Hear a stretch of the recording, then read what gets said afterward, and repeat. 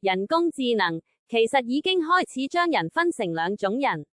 有研究指出，超過90%嘅人係用 AI 代替自己思考，但係得唔夠1%嘅人係用 AI 令自己思考得更好。你會係邊一種？當大部分人將問題直接交俾 AI， 出嚟嘅答案其實都差唔多。久而久之，判斷力會慢慢退化，創造力都會消失。呢個現象叫做認知分化，而大部分人其實係喺輸緊嗰一邊。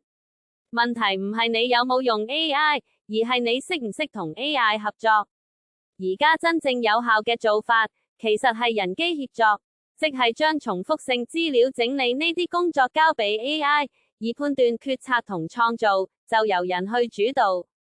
呢個就係 AI Fluency 嘅核心。AI Fluency 唔係學某一個工具，而係一套思維框架，令你無論用邊一種 AI 都可以用得有效、安全同埋負責任。呢套框架有4個核心能力，我哋叫做4D。第一 Delegation， 知道咩應該交俾 AI 做，咩要自己做主。第二 Description， 知道點樣清楚講出你嘅目標同要求。第三 Discernment， 懂得判斷 AI 嘅答案，而唔係照單全收。第四 Diligence， 用 AI 嘅同時，對結果負責。當你掌握咗4D， 你就唔再只係用 AI， 而係可以同 AI 一齊合作，發揮更大價值。